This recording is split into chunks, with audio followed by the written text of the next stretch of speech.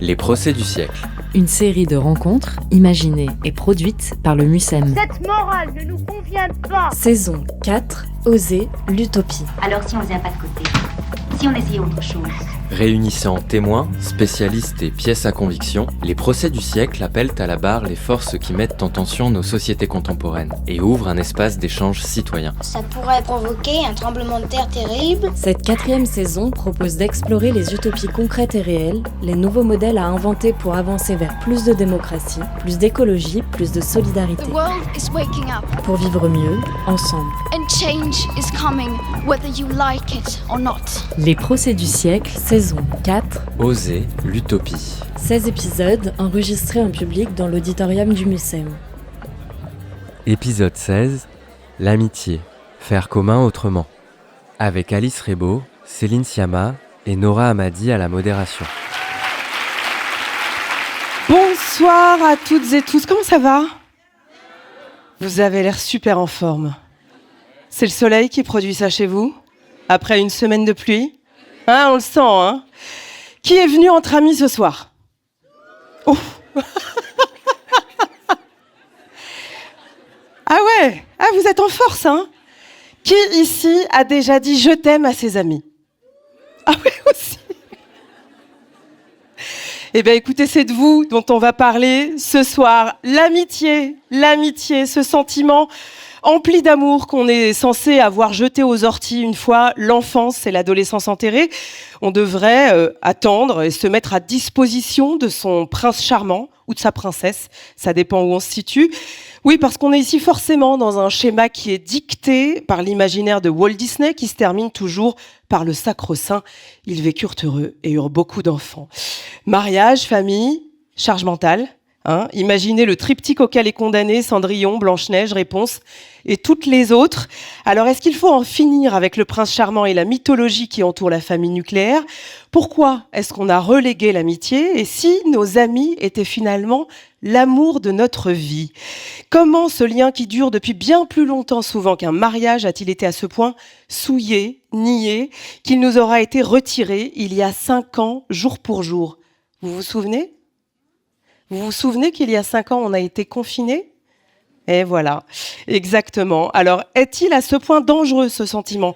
Ou à contrario, n'est-il pas l'espace qui nous permettra d'inventer de nouvelles solidarités, ce nouvel espace de lutte, une nouvelle manière de faire commun, voire de faire famille ? C'est de tout cela dont on va discuter ce soir. Et je vous demande d'accueillir sous une salve d'applaudissements Alice Rebaud et Céline Sciamma. Installez-vous, on est ravis, on est tellement ravis de terminer cette session des procès du siècle, 4e saison, Oser l'utopie. Oser l'utopie, on va voir comment justement ces puissantes amitiés, le livre Alice Rebaud que vous avez signé à la découverte, c'était il y a 1 an justement, comment est-ce que peut-être il peut représenter une utopie, une nouvelle manière de fonctionner ensemble. Alice, votre livre, il démarre par... Quand j'imagine la suite de ma vie, c'est ainsi que j'aimerais vivre, en communauté amicale, entre personnes qui s'écoutent, qui se comprennent et qui s'aiment. Tout simplement, ces mots sont de vous, Céline Sciamma. Et ouais, vous voyez ce qu'on a réussi à faire ? C'est pas dingue ? Pourquoi, Alice, c'était important de commencer par ces mots ? Comme toute bonne fan, non, je rigole. Si, on l'est toutes. Vrai, voilà. Non, aussi une manière de montrer aussi en pratique des choses qui émergent finalement dans la société, pas simplement une théorie de l'amitié, mais une théorie de l'amitié en pratique, et c'était ça qui transparaissait dans les mots de Céline, qui raconte très concrètement comment elle met l'amitié au centre de sa vie, et voilà, c'était une manière d'entamer cette sorte de cartographie que je fais ensuite des pratiques un peu partout en France de personnes qui repensent la place de leurs amitiés. Alors Alice, vous êtes journaliste au Monde, vous documentez notamment les jeunesses dans l'espace dit campus, et qui va beaucoup plus loin parce que c'est là que justement dans cet espace du journal il y a toutes ces nouvelles manières de vivre qui sont en train d'être disséquées, et vous, c'est votre travail. Et donc, ce livre, Nos puissantes amitiés, des liens politiques, des lieux de résistance, c'est votre premier ouvrage qui, on espère, C'est le premier, ce sera pas le dernier, évidemment. Céline Sciamma, est-ce qu'il faut que je vous présente ? Scénariste, réalisatrice. En 2007, c'est La naissance des pieuvres. En 2011, Tomboy. En 2014, vous venez à Cannes avec Bande de filles, présentée à la quinzaine des réalisateurs. Et puis, il y a de nouveau à Cannes, avec le prix du scénario en 2019, Portrait de la jeune fille en feu, qui nous a toutes et tous bouleversés. J'imagine que vous aussi. Tout à fait. Et en 2021, vous avez signé Petite Maman.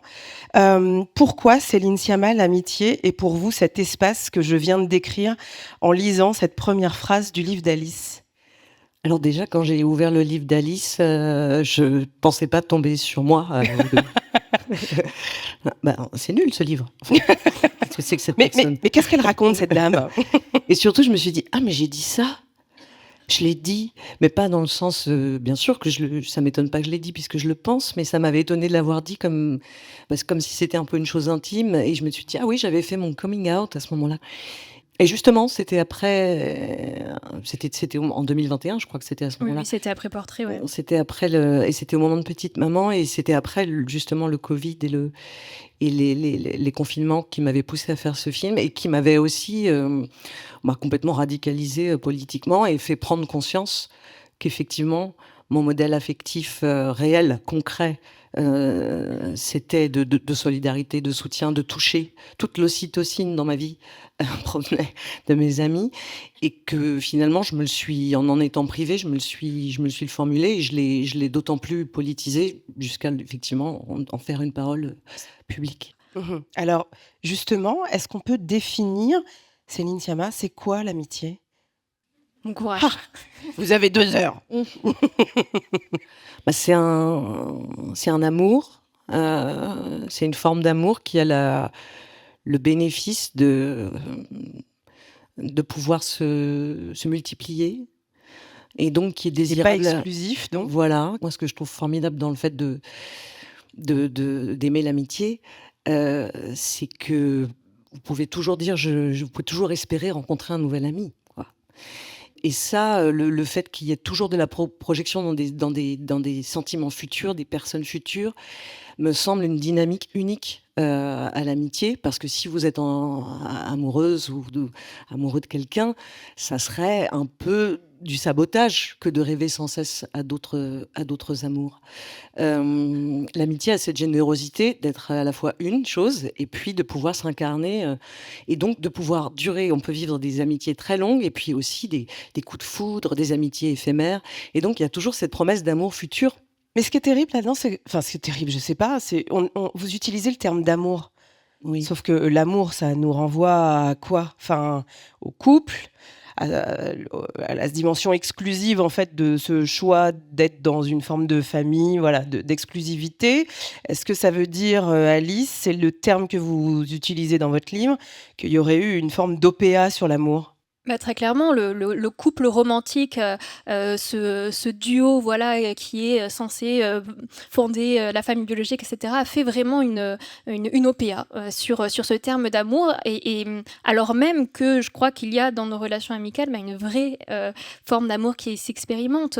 On vit une forme d'amour qui est peut-être même une forme d'amour qui pourrait nous en apprendre plus sur toutes les autres formes d'amour qu'on expérimente dans notre vie, et y compris dans le couple, parce que c'est un amour que moi j'aime bien dire aussi, qui est une forme d'endroit de la métamorphose, de la découverte, alors que quand on est peut-être dans un duo romantique, qu'une personne se montre moins adéquate, qu'une personne change de boulot, qu'elle devienne comme ci, comme ça, on a presque l'impression que ça nous enlève quelque chose à nous-mêmes. Et j'ai l'impression que c'est différent en amitié, et qu'il y a cette liberté qui est profondément alors comment on doit l'appeler, le couple, alors que c'est pas de l'amour, on parle de quoi ? C'est aussi de l'amour, c'est juste que l'amour ne se limite pas finalement à ces contrées-là où on voudrait un petit peu l'enferrer.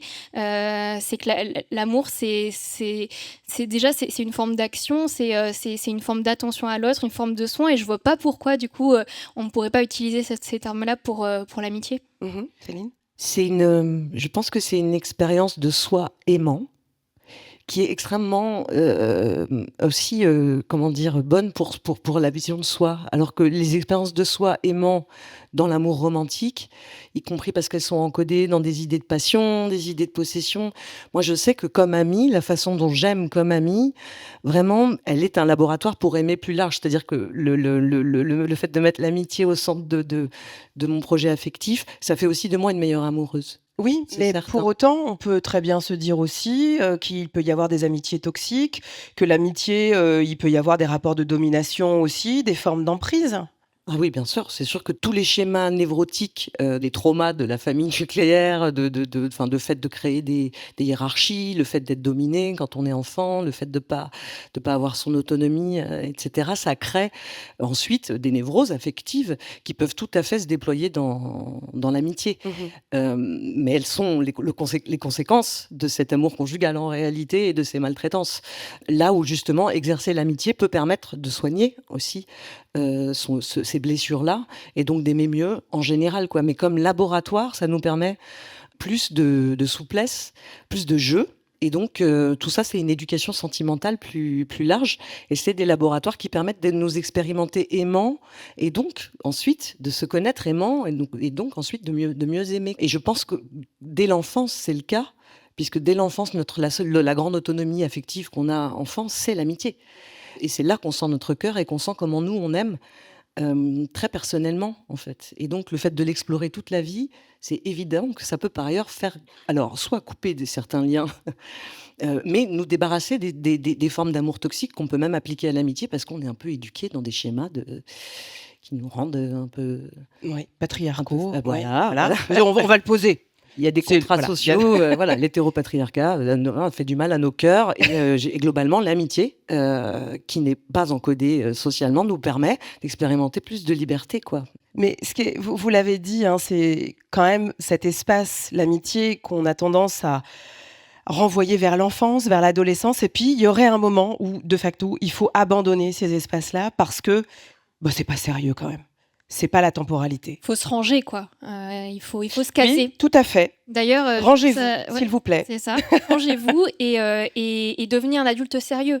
En fait, on n'est pas un adulte sérieux si on passe trop de temps avec ses amis, si on projette des projets de vie signifiants avec ses amis, parce qu'il faudrait, au contraire, s'inscrire plutôt dans une forme de quête de l'amour romantique, encore une fois, qui serait le bonheur, la promesse de bonheur, la promesse d'accomplissement, d'aboutissement d'une vie, et puis après, sur la création et puis l'entretien de la famille. Comme s'il n'y avait que ça, en fait, finalement, d'une certaine manière, qui comptait. On comprend pourquoi, parce que c'est très intéressant pour notre société aujourd'hui capitaliste de nous pousser justement à aller dans ces silos-là de la famille nucléaire, puisque on va créer des petits travailleurs. On va produire. Ah oui. Et consommer également. Mais vous le savez, nous sommes dans le cadre d'un procès. Qui dit procès dit pièce à conviction. La première pièce à conviction, c'est celle d'Alice. On regarde. 12% des personnes de plus de 15 ans se trouvent en situation d'isolement relationnel. Ça, ce sont des chiffres de 2025. Ce chiffre est en augmentation de 1 point par rapport à 2023. Un Français sur 4 affirme se sentir régulièrement seul. Pourquoi vous avez choisi ça ? Pour faire un peu un état des lieux de où est-ce qu'on en est en fait aujourd'hui de notre état social, de notre état relationnel, où tout ce qu'on vient de raconter là, des imaginaires qu'on nous encourage à poursuivre, du bon chemin qu'on nous encourage à emprunter pour construire nos vies, en fait, qu'est-ce que ça crée ? In fine, ça crée une vraie situation de solitude, avec même des épidémiologistes, des chercheurs qui parlent d'une épidémie de solitude aujourd'hui dans nos sociétés contemporaines. Le fait de voir qu'un Français sur 4 se sent seul aujourd'hui et que cela a vraiment augmenté en fait ces dernières années, aussi dans le sillage du Covid, je pense, qui a beaucoup abîmé nos liens. Ça raconte peut-être une forme d'organisation sociale aussi qui a failli. Qu'est-ce que c'est s'interroger sur nos amitiés et sur la place de nos amitiés et sur sa place place secondaire, c'est aussi interroger notre organisation sociale et ça crée plutôt de l'éclatement en fait, cette quête, cette poursuite, cette obsession finalement de l'amour romantique, de la cellule nucléaire, elle nous a poussé un peu à une forme de repli sur le foyer, à une forme aussi d'abandon de logique communautaire, de logique de solidarité qui peut-être pouvait prévaloir par le passé, et créer cette situation-là, qui est une situation vraiment inquiétante, qui pose un vrai souci de santé publique et de santé démocratique, parce que ça a des conséquences néfastes sur la santé des gens, la solitude, parce que ça a des conséquences néfastes sur la manière dont on fait lien et dont on fait société. Ça va même plus loin avec les petits frères des pauvres qui, eux, travaillent plutôt sur les personnes âgées isolées.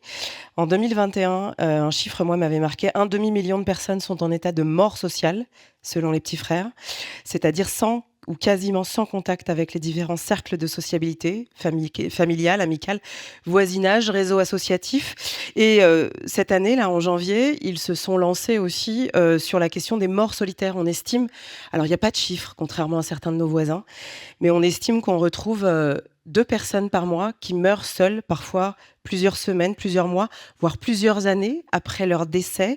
Qu'est-ce que ça dit, Céline Sciamma, de notre société, ce type de chiffres? Comment vous le lisez? Vieillir seul. C'est super mal organisé, tout ça. Ah, ça, c'est clair. C'est très, très mal organisé. Et c'est fait... Et c'est fait exprès? Bien sûr, c'est un design. C'est un design décidé, voulu et assumé. On est quand même présidé par quelqu'un qui revendique de ne pas avoir d'amis. Il a dit ça? Si ça, c'est pas la chose la plus louche. Ça m'avait échappé. Politiquement, revendiquer de ne pas avoir d'amis, y compris parce qu'on fait de la politique. Donc attention, c'est impossible. Dis tout, en fait. Dis tout. J'ai pris 2 degrés, là. Oui. Ouais. Bah oui, on est en colère. On est un petit peu en colère que ces chiffres, ils mettent en colère quand même. Ça fout la zone. Non, mais quand vous dites que c'est un design, que veut dire que c'est une matrice sociétale, en fait.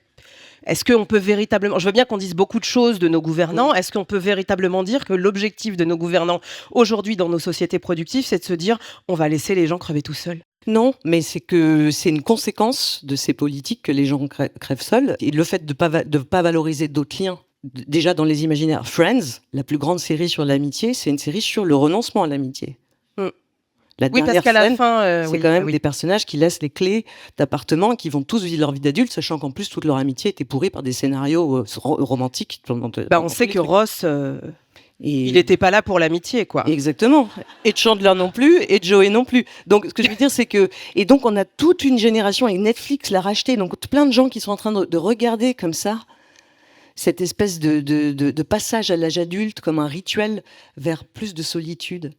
Et ça a l'air doux comme ça, l'amitié. On pourrait dire, ah oui, mais c'est parce que c'est un peu annexe, et puis ça dépend des contextes, il y a des moments plus ou moins... Mais en fait, c'est surtout parce que c'est dangereux. Parce que l'amitié, en temps de paix, ouais, ça ne dérange personne, mais par exemple, en temps de guerre, l'amitié, les réseaux, la résistance, toute la résistance, c'est l'amitié. Donc moi, je pense qu'effectivement, il y a une volonté de supprimer certaines solidarités qui sont vecteurs de changement social et qui sont vecteurs de dynamique, de mouvements sociaux beaucoup plus forts. Et du coup, oui, je pense qu'il y a un design qui est un design de nous empêcher de nous transformer, tout simplement, de transformer la société, d'imaginer d'autres trucs. Vous dites que l'amitié, c'est dangereux parce que finalement, c'est là que se créent des espaces de lutte, des résistances. Et là, esprit d'escalier, je me dis, oui, c'est un peu comme le célibat aussi, qui est dangereux, Alice. Enfin, je ne sais pas qui ici est célibataire. Ah, vous êtes quelques-uns. Vous savez à quel point ça nous coûte? C'est-à-dire qu'on est dans une double peine totale. C'est-à-dire que là aussi, on est dans un design sociétal qui fait que, vous avez choisi d'être seul, vous allez payer. Vous avez choisi d'avoir des amis. Alice? Vous allez payer en termes d'impôts, vous allez payer votre chambre d'hôtel 2 fois plus cher, et ainsi de suite. Mais vous n'avez pas le droit de faire des enfants seuls, par contre. Ça commence, ça a quand même un peu bougé. Ça commence. Oui. Grâce à qui? Oui, c'est ça. Grâce aux amis. Donc là, c'est... Vous voyez que vous êtes dangereuse. C'est sûr. Non, mais on est là pour le dire, hein, bien sûr. Hein.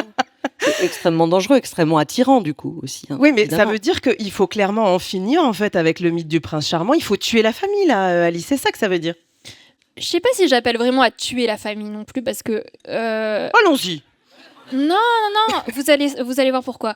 Parce qu'il y a aussi des personnes et des minorités, notamment pour qui la famille, c'est aussi un point de solidarité, un point d'accroche. Je pense notamment à de nombreuses communautés racisées qui voient dans la famille plutôt un espace de protection.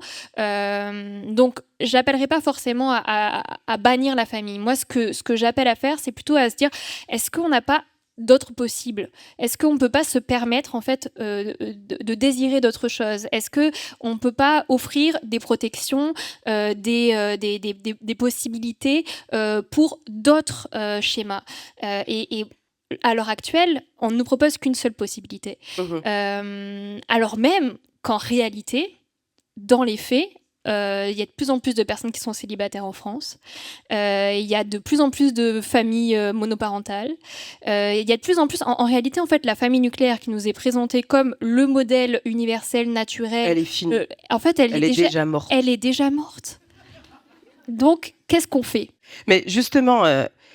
là-dessus, vous venez de me dire, voilà, elle est presque déjà morte, elle est en tout cas en décrépitude et on voit bien à quel point elle est attaquée aujourd'hui. On est dans une petite lèpre, elle n'en finit plus peut-être de mourir. Je sais pas, peut-être qu'on va la réinventer. Quoi qu'il en soit, si on reste sur cette idée de famille, Céline, on peut quand même être amie avec sa famille. Non, oui, bien sûr. Non, mais bien Vous, sûr. votre fratrie, elle vous a constitué. À fond, c'est sûr. Votre frère et votre sœur, pour vous, c'est quoi? C'est des amis ou c'est autre chose encore? Comment vous Pour moi, la famille, si vous voulez, l'intérêt que j'y vois, c'est l'opportunité de connaître quelqu'un et d'aimer quelqu'un super longtemps. Donc, par exemple, moi, mon frère et ma sœur, je les ai vus naître. Moi, je suis l'aîné. Donc, c'est incroyable cette opportunité qui m'est donnée par la vie de connaître quelqu'un depuis le début de son existence. Donc, la famille, pour moi, c'est ça. Donc, si vous avez foiré ça, foirer cette opportunité-là, je trouve ça terrible, mais c'est souvent foiré en fait.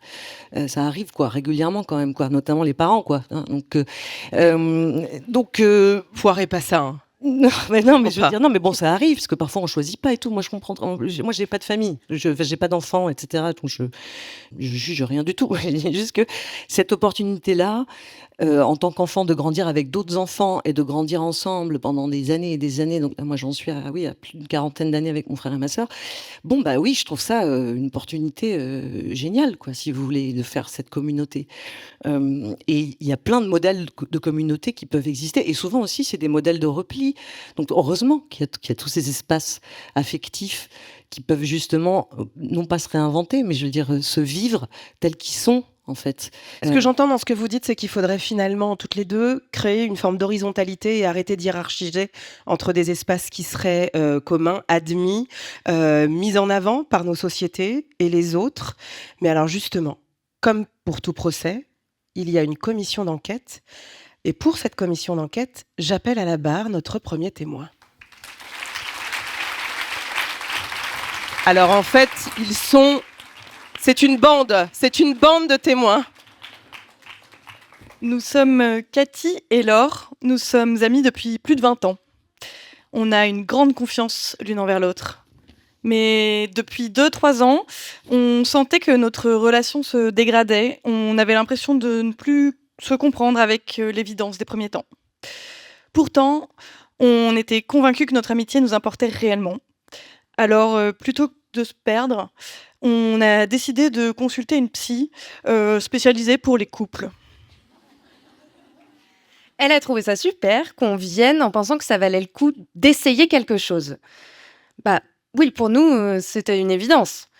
Une amitié partagée a une valeur inestimable. Quand une histoire d'amour ou d'amitié, pareillement, entre dans une période de turbulence, bien sûr que ça vaut le coup d'essayer de démêler l'imbroglio des frustrations, des non-dits, d'apaiser les rancœurs et tenter de reconstruire un équilibre avant de tout envoyer valser. Ça fait maintenant 5 mois que nous nous voyons régulièrement avec elle et je peux vous dire que nous ne sommes pas prêtes de capituler. Je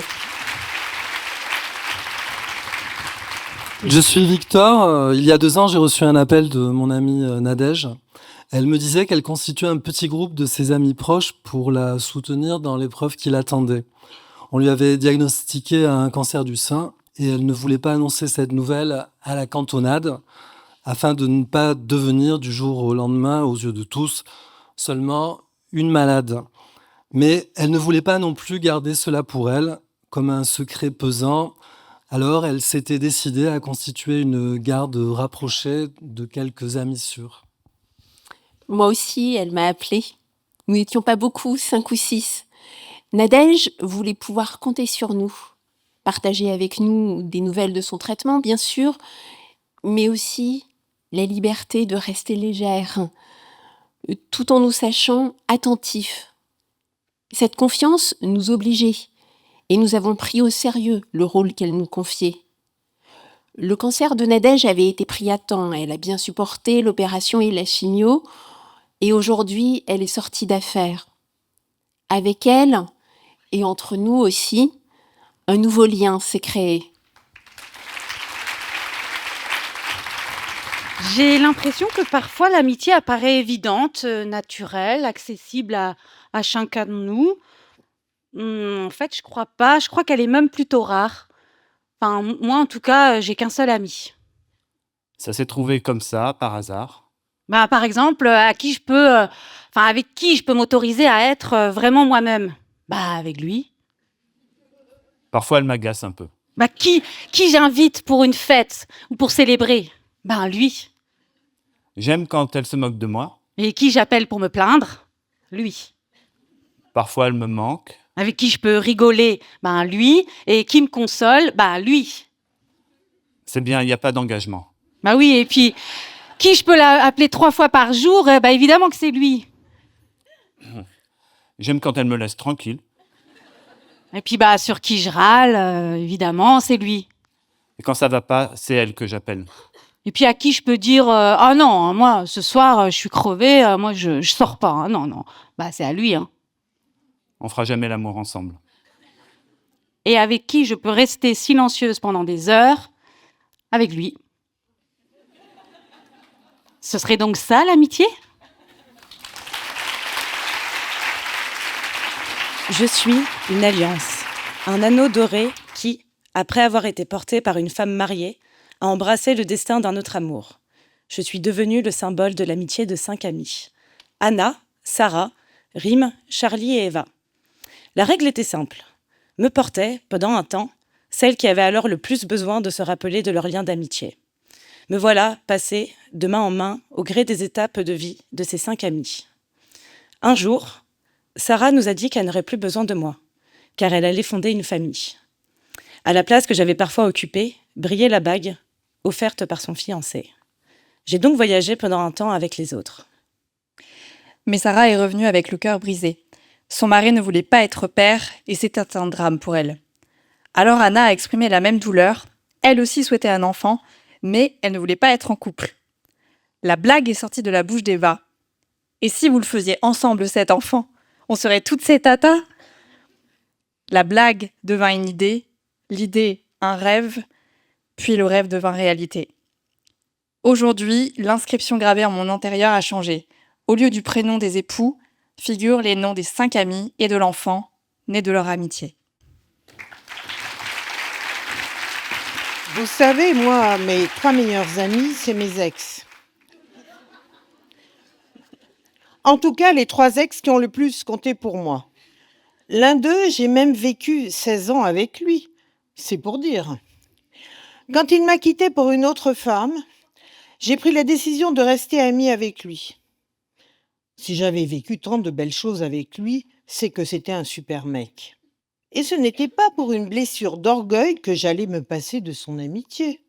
J'ai été très entourée au moment de cette séparation, qui finalement ne m'a pas laissé de profonde amertume. Moi, je suis Eric, le mari de Sylvia. Et les 3 ex, pour moi, c'était aussi des amis. On se voyait parfois ensemble, et parfois Sylvia les voyait seuls. Mais il y a 2 ans, l'un d'eux, qui était divorcé, s'est à nouveau mis en couple. Et patatras, sa nouvelle compagne a refusé totalement que cette amitié avec Sylvia perdure, et il a rompu. On ne l'a plus jamais revu. Ça a été horrible pour Sylvia.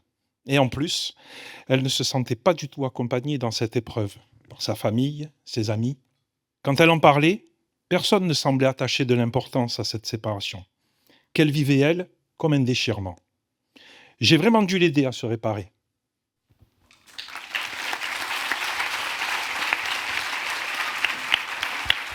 Je vous demande d'applaudir Marion, Thelma, Michel, Karina, Hélène, Samuel, Constance, Mathilde, Patricia et Frédéric qui nous ont offert, et bravo, et quel cadeau, des magnifiques démonstrations d'amitié. Et merci à Fabienne et Grégoire pour cette saison de commission d'enquête. Je voudrais vraiment qu'on les applaudisse. C'est grâce à eux vraiment que ces textes que vous entendez toutes les semaines sont produits dans des ateliers magnifiques. Allez-y, surtout, dès que ça reprendra.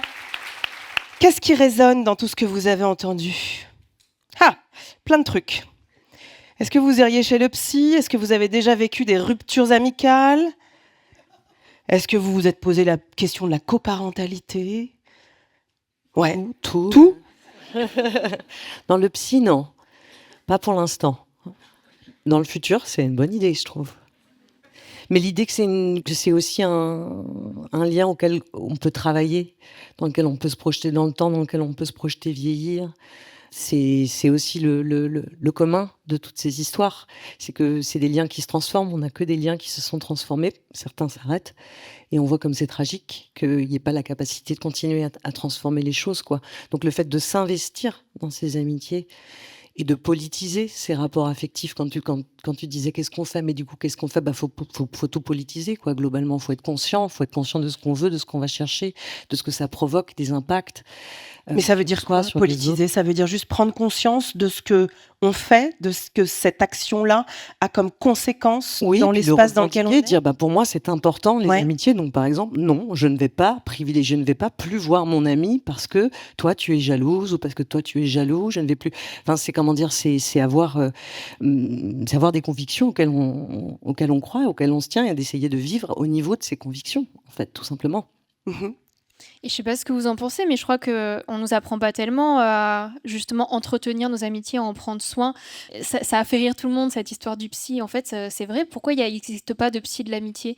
On va voir pléthore de thérapeutes conjugaux quand ça va pas avec son conjoint, mais ce lien-là d'amitié, c'est comme si il valait pas le coup, comme si ça servait à rien qu'on s'y attelle, comme si ça servait à rien qu'on en prenne soin et qu'on fasse cette démarche quand même pas facile d'aller tous les deux ou toutes les deux dans un bureau et de se dire bon, ok, de quoi il faut qu'on parle, quels sont mes besoins, quelles sont mes attentes, quelles sont les tiennes.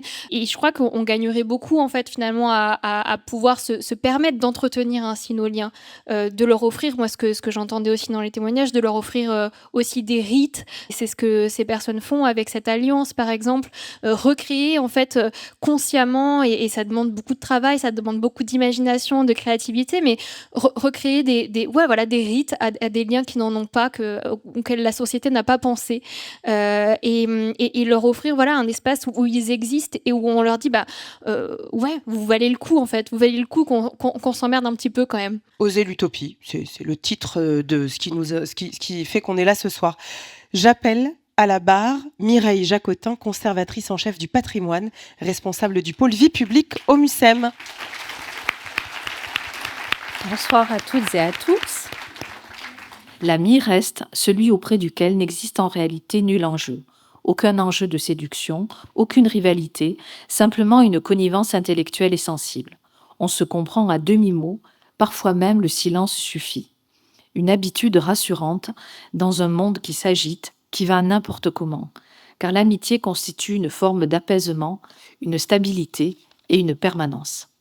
Et le camarade, le proche, celui que l'on côtoie au quotidien, le copain, c'est celui pour lequel on prend parti pour défendre l'égalité de droits.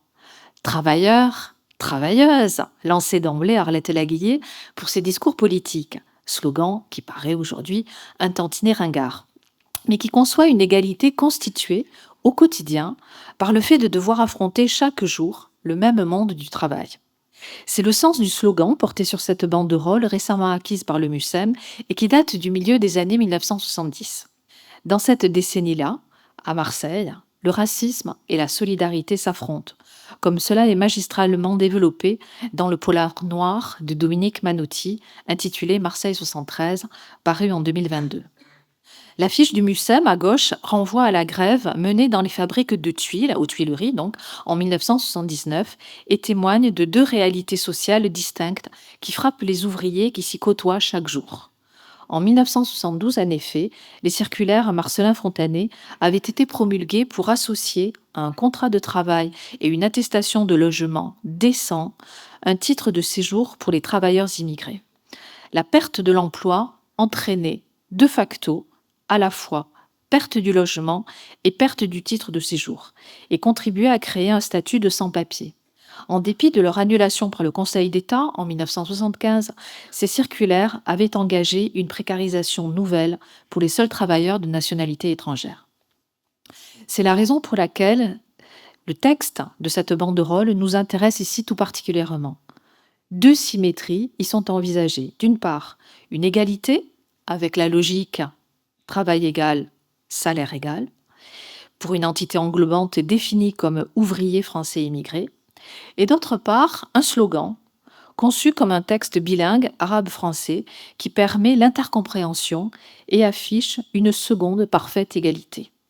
Au sein de la société civile, aucune langue n'est supérieure à une autre. Le multilinguisme reste une pratique extrêmement banale dans l'espace euroméditerranéen.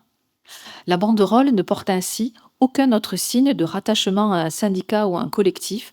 Le texte énonce simplement un principe d'égalité et de justice applicable universellement. C'est exactement la portée de la phrase de Maurice Blanchot sur l'amitié. « Autrui, s'il est plus haut, est aussi plus bas que moi. » Et l'enjeu, dans ce partage du même quotidien, c'est bien de se hisser ensemble au même niveau de rémunération, mais aussi d'égalité de droits et de partage des conquis sociaux. En conclusion, et pourtant, nul besoin de conclure en amitié, puisqu'elle est plutôt scellée de manière implicite, pour conclure donc, comme pour les histoires d'amour, ce qui permet de passer ensuite plus rapidement à la suivante, une fois que celle-ci a été consommée, je citerai une phrase de Michel Colucci dans son si célèbre texte. Vous le connaissez ? C'est l'histoire d'un mec qui date de 1974. Il y a quand même moins d'étrangers en France que de racistes. Alors si j'ai le choix, j'aime autant m'engueuler avec les moins nombreux. Merci Mireille. C'était la pièce à conviction du MUSEM. Mireille Jacotin, conservatrice en chef du patrimoine. Cette idée de camaraderie, de ces espaces de lutte, ça fait partie, on le disait quand même un petit peu tout à l'heure, l'amitié c'est aussi ça, c'est ces espaces de résistance, c'est pour ça qu'il faut les saper. En tout cas, j'ai l'impression que moi, de mon expérience d'enfant queer, d'adolescente queer, c'est que je sais même plus ce qui est l'œuf ou la poule de l'amitié et de l'activisme, en fait. Parce qu'en réalité, les amitiés viennent en soutien de trajets marginaux. Et du coup, on vit très fort les amitiés. D'un coup, on se rend compte que c'est la plus grande solidarité possible, parce que c'est celle à laquelle on a accès. Et puis, du coup, on se met à agir pour les autres dans le cadre de cette amitié. Et du coup, on politise notre vie. Et ça n'arrête pas, parce que par ailleurs, c'est absolument addictif de vivre des vies alignées, aligner ses idées, sa vie, son cœur, c'est très addictif. Donc c'est sûr que l'avantage des enfances queer, c'est qu'on comprend très vite qu'en fait, pas tout le monde, mais qu'en tout cas, on ne peut pas être protégé par la famille, que si on est en train de pas trop reproduire quelque chose a priori, nos idées, elles ont l'air pas toujours bienvenues. Donc c'est sûr que l'amitié, c'est d'emblée, de toute façon, une espèce de pacte affectif qui nous sauve, qui sauve notre cœur, mais qui sauve aussi nos vies, parce que d'un coup, on s'engage sur des chemins de lutte qui font qu'on se respecte soi-même, quoi. Le problème, c'est que ces luttes, même si elles ont existé, elles n'arrivent pas forcément à nous. Et là, je vais convoquer la pièce à conviction de Céline. Donna Gottschalk, c'est une photographe qui a 75 ans, qui est encore en vie. Il y aura d'ailleurs une exposition au BAL à Paris en 2025. Mais c'est des photographies qu'on connaît assez peu. Qui est-ce ? Alors là, déjà, c'est elle. Donc ça, c'est pas une photographie prise par elle, c'est une photographie d'elle. En 1970, elle est devenue très culte avec ce slogan. Et ensuite, Je suis ta pire peur, je suis ton meilleur fantasme. Oui.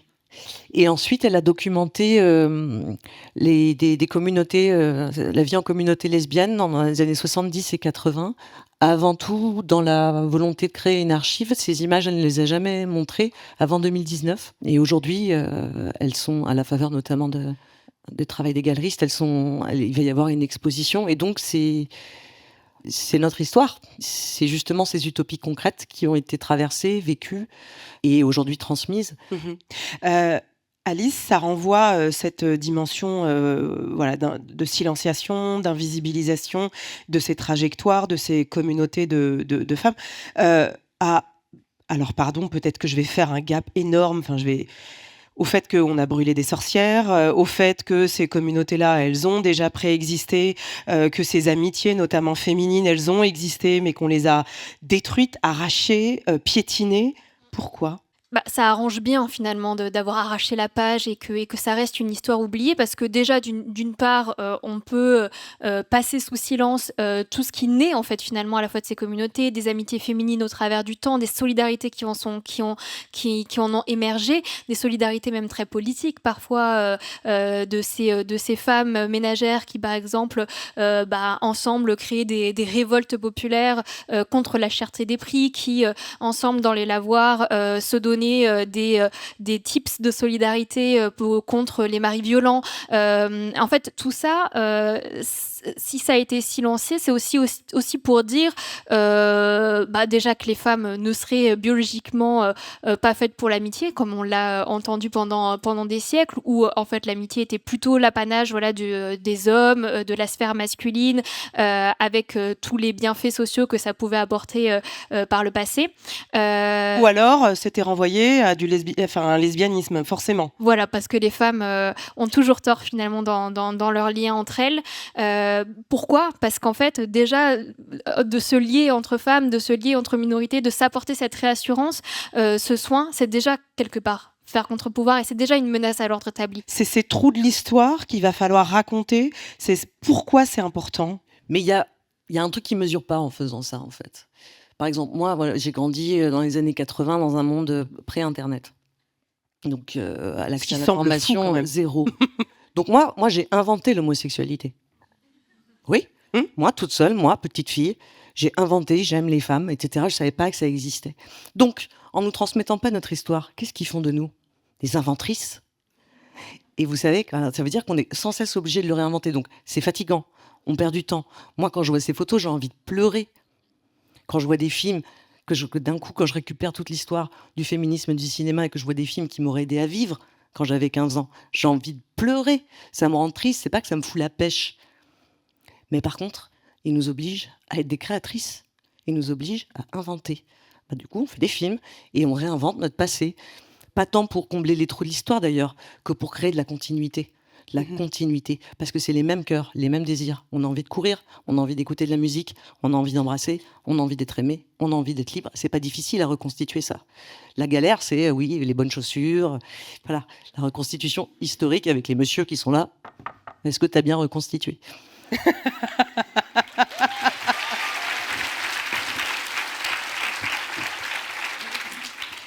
On a besoin de science-fiction, Céline. On a besoin de se projeter à plus 80 ans dans des utopies, dystopies à voir pour se donner peut-être un horizon.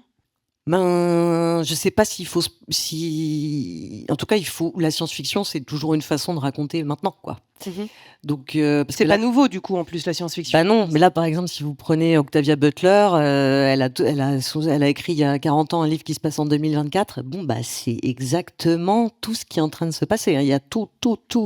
Donc, la science-fiction, ça se fait aujourd'hui, ça se lit aujourd'hui pour dire, pour à la fois justement proposer d'autres organisations de société, parce que c'est sûr que là, si on avait le bouquin de science-fiction qui raconte une société française fondée sur l'amitié, ça nous aurait vachement aidé ce soir, par exemple, à se dire comment on fait. On aurait dit il y a ce chapitre trop bien sur comment les maisons sont pensées, les immeubles sont pensés. Ça aurait été super utile. Et donc, il y a toute une histoire de la science-fiction féministe, d'ailleurs, qui existe depuis très longtemps. Le plus vieux témoignage qu'on en a, c'est 1666, Margaret Cavendish, Un monde glorieux. Et la dernière phrase du livre, c'est un épilogue au lecteur. Elle imagine un monde dont elle est l'impératrice, après le pôle Nord, et qui est complètement organisé différemment, qui est un monde féministe. Et à la fin, elle dit, ça c'est mon monde, si vous voulez en être sujet, il suffit que vous l'aimiez et vous en êtes sujet. Si vous n'êtes pas content de mon monde, vous créez un autre monde, et moi je créerai un autre monde pour mes amis. Et il y a toute une tradition comme ça qui va jusqu'à Françoise d'Aubonne. Parce que quand on dit oui, justement, à quoi ça sert là ? Françoise d'Aubonne, c'est donc une femme française qui était une autrice de science-fiction. Donc elle modélise des mondes et elle invente l'écoféminisme, c'est-à-dire le lien entre la prédation des terres, des territoires et des corps infériorisés. Et de tout ça dans le capitalisme. Donc cette autrice, elle pense ça. Et par ailleurs, elle a aussi commis des attentats. Un attentat. Eh oui. Elle a fait quoi ? Parce que, et c'est là qu'on arrive... Contre une centrale nucléaire. Justement, on a parlé de retravailler les imaginaires, de faire de la science-fiction, de se projeter vers des univers désirables, d'être dans l'utopie, de recréer en fait ces espaces qui sont des espaces du soin. Ok, mais en face, on a Trump, Elon Musk, Bolloré... Enfin, c'est-à-dire que là, en l'état, la guerre culturelle, elle est menée de manière cash, avec des milliards. Donc, je ne sais pas s'il suffira, en l'état, juste de dessiner de nouveaux imaginaires. Non, mais il faut redonner le sens aux mots, parce que c'est eux qui enlèvent le sens des mots. Donc, on est obligé d'imaginer une nouvelle société. On ne peut pas passer par pas l'imaginer. Eux, ils ne font pas l'effort de passer par la cage d'imagination. C'est simple, ça s'appelle l'ordre. D'accord ? Mais la justice, par exemple, ça s'imagine. Toutes ces choses-là, ça s'imagine. L'espace public, ça s'imagine. Comment on s'aime, ça s'imagine. Donc on est obligé d'imaginer des trucs. Donc que ce soit dans le cadre de fiction, que ce soit dans le cadre de réunions comme celle-ci, que ce soit dans le cadre d'une constituante. Voilà, si on se réunit pour faire une constituante, pour faire une nouvelle république, il va falloir imaginer des trucs. Il faut faire que ça. Et ensuite, passer à l'action, avoir les moyens de son imagination. Mais on ne peut pas dire, attention les doux rêveurs avec votre imagination. Non, c'est tout ce qu'on a, l'imagination. C'est tout ce qu'on a. Mais c'est pas juste des petits poèmes, quoi. D'autant que les forces en face, cet ordre dont parle Céline, en fait, ils se nourrissent aussi de notre atomisation, du fait qu'on soit tous les uns les autres dans notre silo. Et donc, il va falloir repenser comment refaire lien, comment refaire société, aussi pour abattre ces forces-là, parce qu'elle, c'est Hannah Arendt qui disait ça déjà au sortir de la Seconde Guerre mondiale. Tous les pouvoirs totalitaires, autoritaires et coloniaux se nourrissent en fait de notre isolement les uns des autres, du fait qu'on ne puisse pas chacun avoir conscience de l'acte d'autrui et d'être reliés les uns aux autres. Et donc, très basiquement, en fait, ça va être notre seul moyen de survie, de se remettre en lien, de se remettre en solidarité. Ouais, il fallait bien qu'on termine sur la convergence des luttes. Merci vraiment à toutes les deux. Alice Rebaud, Nos puissantes amitiés, ça a paru aux éditions La Découverte. Céline, merci beaucoup d'avoir été avec nous. Merci. On attend la suite, cette science-fiction, peut-être ce livre et tout le reste. Merci à vous, à toutes et tous, d'avoir été si nombreux et nombreux chaque semaine pour cette 4e saison intitulée « Oser l'utopie ». Merci à toutes les personnalités qui nous ont fait vivre cette saison 4, qui nous ont donné du grain à moudre et l'occasion de rêver fort à un monde meilleur, plus inclusif, plus égalitaire et plein d'amour et d'amitié. Merci à Fabienne, Grégoire, aux équipes incroyables du MUSEM, Clément, Céline, Béatrice. Merci à Caroline et aux équipes des conservatrices du MUSEM, dont Mireille qui était avec nous ce soir. Merci à Benoît qui croque certains procès. Merci à Copy Carbone pour les podcasts qui sont évidemment toujours en ligne sur le site du MUSEM et sur toutes les plateformes. Merci évidemment à l'équipe technique sans qui rien jamais ne serait possible. Rendez-vous en novembre pour la saison 5. Et ouais, il n'y a pas que des mauvaises nouvelles. Prenez soin de vous et surtout cultivez vos amitiés et tout le reste. À très bientôt.